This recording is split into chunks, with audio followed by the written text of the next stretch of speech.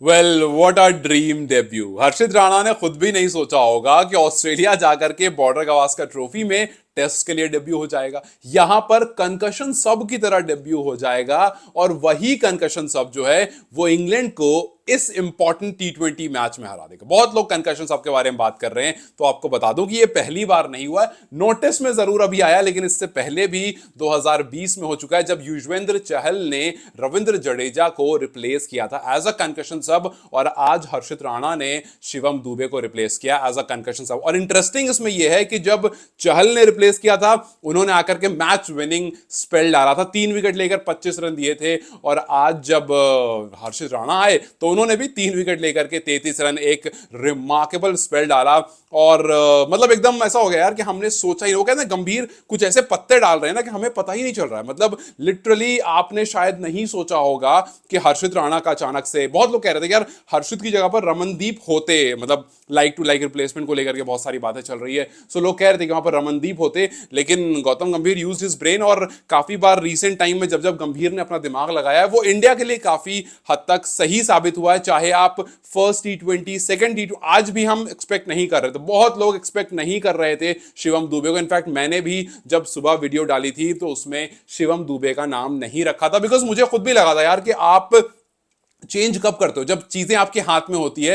आपने जिस तरह से टी20 वर्ल्ड कप में अपने कॉम्बिनेशन को बरकरार रखा, उसी तरह से यहां पर भी मुझे लगा कि आप अपने उसी कॉम्बिनेशन के साथ जाओगे और सुंदर को अपने पास रखोगे। लेकिन विसौ शिवम दुबे, मुझे लगा यार, I believe me, I really thought कि यार शिवम दुबे इंग्लैंड के फास्ट बॉलिंग अटैक के सामने शायद नहीं चल पाए उतनी अच्छी तरह से। But he prove me wrong and I am happy कि ही प्रूव मी रॉन्ग, बिकॉज जिस तरह से शिवम दुबे ने वो पारी खेली, जिस तरह से उनके साथ हार्दिक पांड्या ने मिलकर खेला, वो कुछ अलग था। लेकिन हर्षित राणा आते हैं, डेब्यू करते हैं, पहले ही ओवर, अपने डेब्यू ओवर में आकर के विकेट लेकर जाते हैं, और वहीं पर गंभीर एकदम यस यस ऐसे हो गया कि भैया मैंने जो पत्ता फेंका वो काम कर गया, और वो टीम इंडिया के लिए काम कर गया। So yes, and of the day आपको उस कंकशन सब ने विकेट लेकर सिर्फ नहीं दी, बल्कि मैच जिताकर दे दिया, 3 विकेट लेकर दी। और it was a match to remember for him. मतलब उन्होंने खुद भी नहीं सोचा था कि भाई मुझे आज आकर बॉल डालनी पड़ेगी। उनको सुबह में पता होगा, इनफैक्ट उनको शाम में पता होगा कि वो नहीं खेल रहे, मैच स्टार्ट हो गया, टीम में नहीं है, अचानक से रिप्लेसमेंट की बात आती है,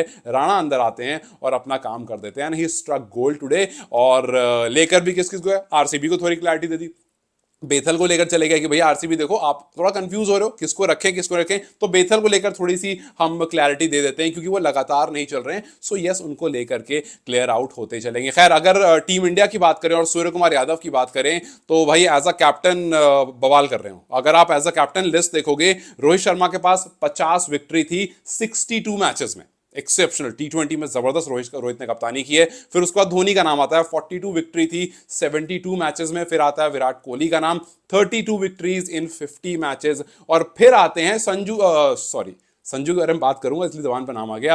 फिर आते हैं सूर्य कुमार यादव, 17 विक्ट्रीज इन 21 मैचेस। 21 मैचेस में 17 जीत चुके हैं, सिर्फ 4 मैच जो हैं वो नहीं जीते हैं। सो ये एक बहुत रिमार्केबल नंबर है। और यस, एज अ कैप्टन, मैं बार बार कह रहा हूं, एज अ कैप्टन उनके नंबर बहुत अच्छे हैं, लेकिन एज अ प्लेयर उनके नंबर अच्छे नहीं है। आज एक बार फिर वो निराश करके चले गए। सो उनके नंबर्स जो हैं वो थोड़े से परेशान कर रहे हैं टीम को, और आज टीम का टॉप ऑर्डर एक बार फिर से कोलैप्स हुआ।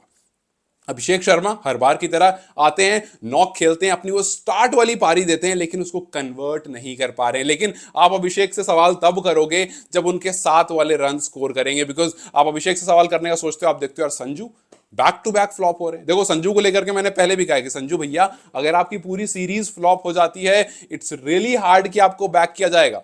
आपके पिछले नंबर्स अच्छे हैं, लेकिन अगर आप सीरीज में बैक टू बैक फ्लॉप होगे, तो आपको जितना ज्यादा सपोर्ट मिलता है ना, जैसे एक आदमी को बहुत सपोर्ट मिलता है, तो जिसको ज्यादा सपोर्ट मिलता है उसके अगेंस्ट में भी लोग खड़े होना शुरू कर देते हैं। सो जितना ज्यादा आपको सपोर्ट मिला है, उतना ही आपके अगेंस्ट में बात होनी भी शुरू हो जाएगी। सो यस, संजू सैमसन, आपको अगले मैच में कुछ करना पड़ेगा, वरना जैसे ही ये टी20 सीरीज खत्म होगी, जितने लोग आपको चैंपियंस ट्रॉफी के लिए बैक कर रहे थे, माना आप टीम में नहीं है, बट जितने लोग बैक कर रहे थे वो थोड़ा थम जाएंगे, शांत हो जाएंगे, और आगे जब सीरीज आएगी तब बहुत लोग कहेंगे भैया संजू का हो गया, अब आप किसी और को लेकर आओ। क्योंकि बहुत सारे लाइन में विकेट कीपर बैटर की लिस्ट तो वैसे ही बहुत लंबी है भाई। आप देखो, अचानक से बहुत सारे ऐसे विकेट कीपर बैट्समैन हैं जो बिल्कुल गायब हो गए।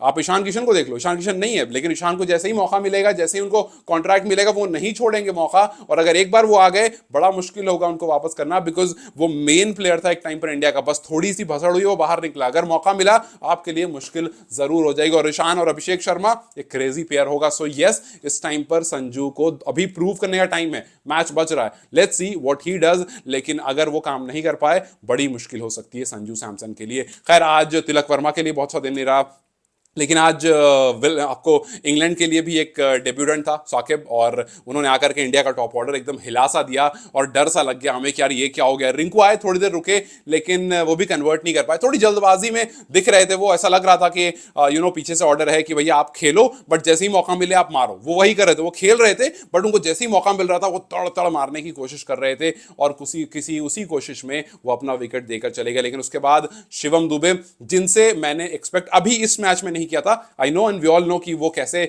स्पिन बैशर तो वही, स्पिनर्स को तो खैर खूब कूटते हैं, काफी बार पेस के सामने वो थोड़ा सा बैकफुट पर जाते हैं। लेकिन आज कुल मिलाकर, मतलब अगर आप ओवरऑल देखोगे तो नैया उनकी बढ़िया से पार लग गई और एक अच्छा नॉक उन्होंने खेल दिया। बहुत सारे क्वेश्चन हो रहे थे, बिल्कुल सेटबैक पर थे, टीम से ड्रॉप कर दिए गए थे, लेकिन 34 बॉल में 53 का नॉक, और उनके साथ हार्दिक पांड्या की शुरू का जिस तरह का पारी थी, 17 बॉल में 14 रन उन्होंने सिर्फ और सिर्फ बनाए थे 15 ओवर के एंड में। लेकिन 18 ओवर के एंड आते आते तक 30 बॉल उन्होंने खेली थी और 53 रन बना चुके थे। आप सोचो, 17 बॉल में 14 और 27 बॉल में उन्होंने हाफ सेंचुरी कंप्लीट कर ली। तो जिस तरह से उन्होंने अपना गियर शिफ्ट करा, कहीं ना कहीं उसने, उस वजह से इंडिया जो है एक अच्छे टोटल तक पहुंच सका।